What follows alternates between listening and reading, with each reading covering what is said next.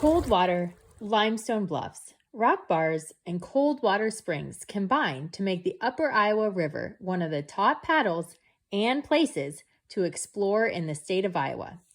The Driftless Area in the northeast corner of the state was missed by the last glaciers that advanced into Iowa, preserving the rugged feel, and will leave you asking, are we in Iowa? Join us for our highlights of the 2-day canoe and kayak paddle with our family.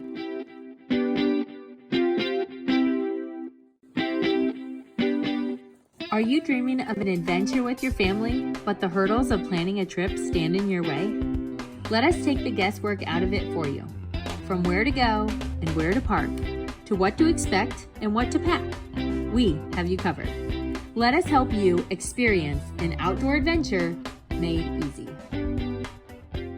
The Upper Iowa River is a 150-mile tributary of the Mississippi River, beginning in southeast Minnesota and passing through northeast Iowa.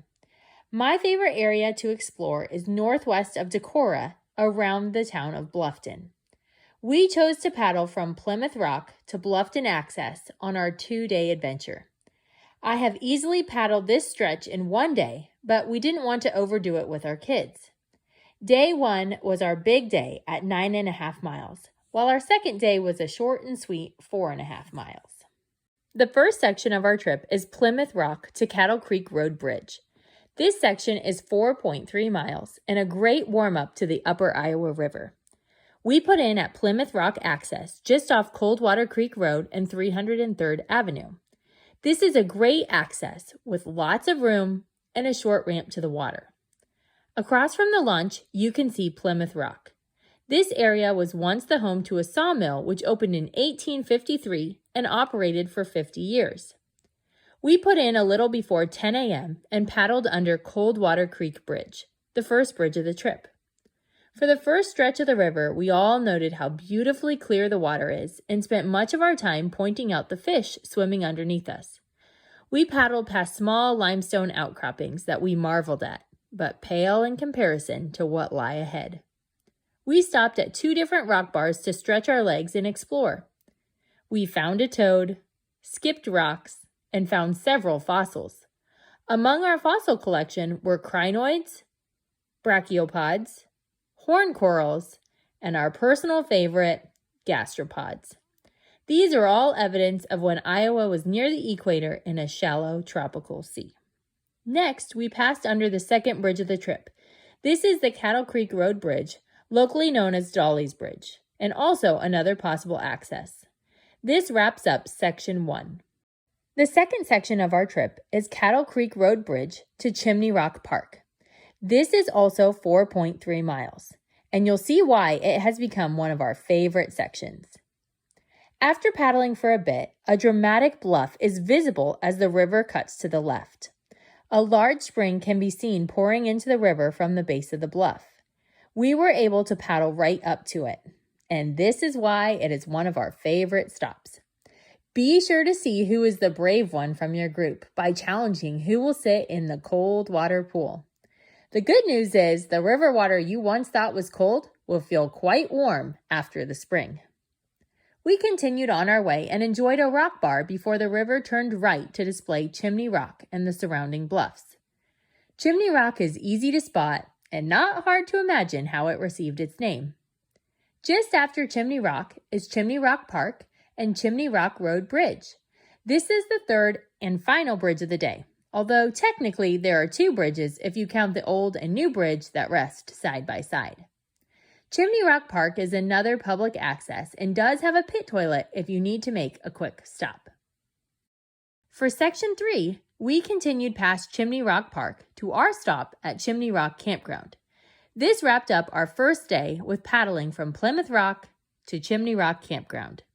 This 9.5-mile stretch took us 5.5 hours, but we took long and frequent stops to let the kids play and swim. The fourth section of our trip is Chimney Rock Campground to the Bluffton Upper Landing, which is a shy 2 miles. This was the first stretch of our second day, and one you don't want to miss. After paddling past the campground, the bluff switched to the right side of the river. As that bluff line fades and the river turns, you will see a rock formation on River Right that we call the Gatehouse. This rock formation seems to jet out into the river and is worth another stop. There was a shallow section to the right and a swift section to the left. The kids enjoyed swim floating through this area and looking for fossils. As the river continues on, you arrive at the Bluffton Bluffs. It's no secret how they were named. The view just keeps going and the most impressive display of the bluffs throughout the entire upper Iowa River. The bluffs here rise to 280 feet and go on for a half mile. After the bluffs, you will see the first bridge of the second day. This is the West Ravine Road Bridge. Before the bridge on River Right is a small access known as the Bluffton Upper Landing. Section 5 from Bluffton Upper Landing to Bluffton Access is only 1.5 miles, but I prefer to paddle through and take out at Bluffton Access. It is an easier takeout, plus you get to paddle past another stretch of bluffs. Just after passing the 2 private campground boat ramps, you will find what we creatively call Jump Rock. A huge boulder rests in the middle of the river, which just begs to be jumped off. This is another one of our favorite spots to stop and enjoy. This is a great place to practice your cannonball skills. After paddling past Jump Rock in the bluffs, the bluff line pulls back and it's a short paddle to the Bluffton Access. Bluffton Access is just after Bluffton Road Bridge on the right side of the river. This wrapped up our second day by paddling from Chimney Rock Campground to Bluffton Access. This stretch is approximately 4.5 miles and took 3 hours with lots of breaks. That wrapped up our 2-day paddle with our crew.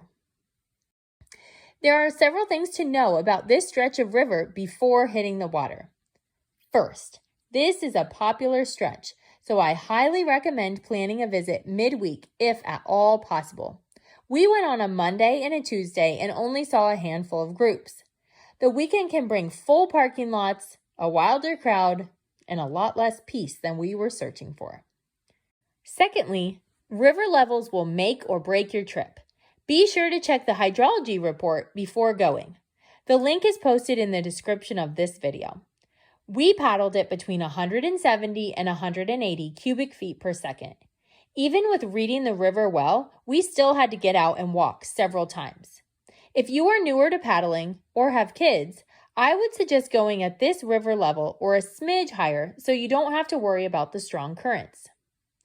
Third, I have US Cellular and the only place I had cell service was near Cattle Creek Road Bridge.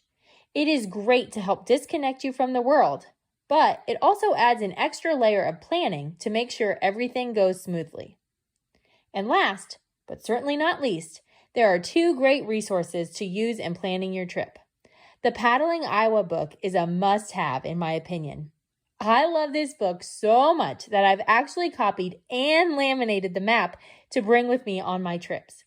I used it multiple times to gauge where we were. Also, upperiowaRiver.org is a great resource.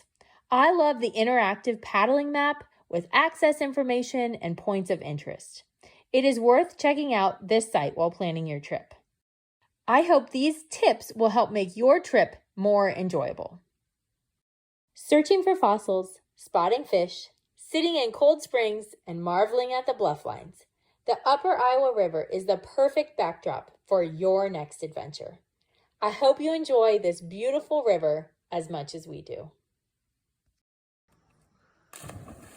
Looking for other adventures around the Midwest? Be sure to follow us at Outdoor Adventures Made Easy on YouTube, Facebook, and Instagram.